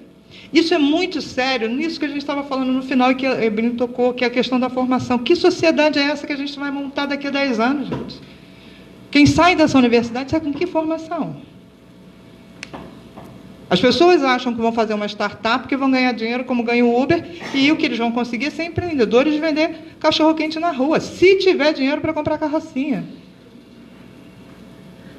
É isso que eles estão dizendo que a universidade tem que fazer. Tem que convencer o indivíduo que ele vai ser isso na vida. Eu acho que o problema que a gente tem dessa relação com a universidade é entender que a forma de sustentação dela vai determinar quem ela é. Eu, quando escrevi a minha tese dizia o seguinte: um novo padrão de financiamento que foi construído com os fundos setoriais, que depois veio toda aquela... criou um novo padrão de pesquisa. Agora, esse novo padrão de pesquisa, nessa mesma lógica, cria uma outra universidade. Porque não é nada parecido com o que a gente tinha. Né? Ele foi embora, que eu queria tentar entender quando foi que a gente achou que não era o momento da divisão, né? No momento, uma ruptura com tudo que a gente tem. Essa história de que o futuro se pode ser bom para as áreas tecnológicas, que você tocou nesse assunto. Eu acho que as áreas sociais sofrem menos. Porque a gente não precisa de dinheiro para fazer pesquisa. Ou, pelo menos, não precisa de muito dinheiro para fazer pesquisa. Quem é da área das ciências básicas não começa uma pesquisa sem muito dinheiro para montar uma bancada. E isso, a universidade diz, não vou dar mais. Aliás, ela já não dá hoje. A gente tenta conseguir isso pelo CNPq, pela FAPESP, diretamente a universidade não tem mais dinheiro para isso. E essa bancada só vai ser montada para o interesse da empresa. Não é para você pesquisar aquilo que você acha que tem que pesquisar. Vai ser para a pesquisa que eu quero que você faça. Não vou te dar 2 bilhões de reais para montar um equipamento de pesquisa, que vai ser todo jogado fora depois, para você pesquisar aquilo que você quer fazer. Para você pesquisar se é possível ter tratamento que impeça o Alzheimer. Não, eu quero que você pesquise o medicamento para tratar o Alzheimer. Por que a gente não consegue uma saída para dengue e para zika? A gente não tem um investimento do Estado que diga assim, pare tudo, resolva este problema. Pode ser os alunos, seus mestrandos, seus doutorandos para fazer isso. Não tem. Mas o IDOR fez uma parceria com a UFRJ e está fazendo toda a pesquisa de zika e dengue. Para quê? Para descobrir a saída? O resultado é para descobrir o medicamento. Então, essas coisas é que a universidade passa a se transformar. Então, quando você vai lá no Largo da Batalha, como disse a Evelyn, para discutir o posto de saúde, a relação da EBSER com o Antônio Pedro, tem que discutir com eles, sabe remédio para zika? Não vai ter nunca. Remédio não, tratamento. Não vão matar os mosquitos, porque não interessa matar mosquito. O negócio é você ficar doente para comprar o remédio. E a universidade, ao invés de descobrir como impedir que o mosquito te pique, ele vai ser investido por uma empresa para fazer o remédio. E o remédio vai ser caro. E você vai ter que comprar. O que a gente produz dentro da universidade para a sociedade precisa ser discutido com a comunidade, com a sociedade. Como vocês fizeram com a EBSER. Não vai ser fácil, é uma disputa séria, até porque nós somos funcionários públicos, marajás, ricos. Vamos ficar ricos, mas a gente já é rico, né? Tudo isso a gente tem, mas não é a primeira vez que a gente passa por isso, né? Quem se lembra do governo Collor, né? O elefante branco do Estado, e a gente era marajá, e a gente conseguiu não deixar ter a organização social na universidade. Então, agora, a gente vai ter que lutar, organizar o povo na rua para poder fazer isso. E não vai ser só com reunião. É importante a gente conversar com a Haddad, conversar, sei lá com quem, sobre isso. Temos que saber que a gente não vai abrir mão do nosso projeto. Mas o mais importante é fazer uma manifestação no dia 13 que seja maior que a do dia 15 de maio. O mais importante de tudo é isso. E a gente sabe que, para fazer isso, a gente conta mais ou menos com eles.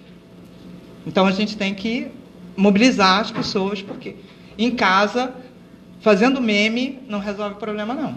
A gente vai ter que ir, né? Porque acho que o problema também desse caldo de cultura tem a ver um pouco com esse inferno desse telefone celular e dessas redes sociais, né? Então, a gente precisa ir, estar lá no dia 13 na rua. Uma porção de reacionário lá na minha faculdade compraram a camisa, eu defendo a Augusto, sabe por quê? Sai do carro, bota a camisa, vai dar aula e depois entra no carro e tira a camisa. Mas você vai fazer cota? Eu falei, eu defendo a USP dessa forma? Não, isso não está comigo, não. É esse o tipo que fica lá postando, sabe? Esses memes, mas que não vai para lugar nenhum, e quando você fica assim, É isso. Vamos lá para o debate. Cada um lá no seu computador. Aí faz um meme, um comentário de que fez a revolução. Mas a gente precisa entender que a universidade é isso e procurar os nossos pares reais e levar com a gente para essa mobilização e construir o dia 13, né? O dia 6 e o dia 13, porque é pancada de tudo quanto é lado, e a gente tem que reagir a tudo isso.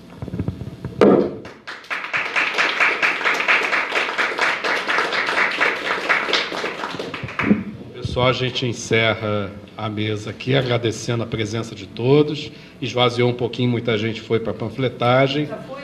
Muita gente foi lá já para a panfletagem. Não, mas se você quiser, quem mais daqui quiser ir lá, pode ir lá para se somar. E aí, pegando um pouquinho aqui do gancho da Simone, lembrar que no dia 6 a gente tem atividades de mobilização. A gente não tirou greve no dia 6, mas para o dia 13, que é a greve nacional da educação, previdência, botar a gente na rua, como colocaram aqui já muito bem as nossas debatedoras. Então, agradecemos a todos e a todas a presença, e segunda-feira a gente vai ter um outro debate, segundo round, com as professoras Catarina Meirelles, lá do Departamento de Psicologia de Volta Redonda, UF Volta Redonda, e a professora Andréa Vale, da Escola de Serviço Social aqui da UF. Tá bom? Muito obrigado a todas e a todos.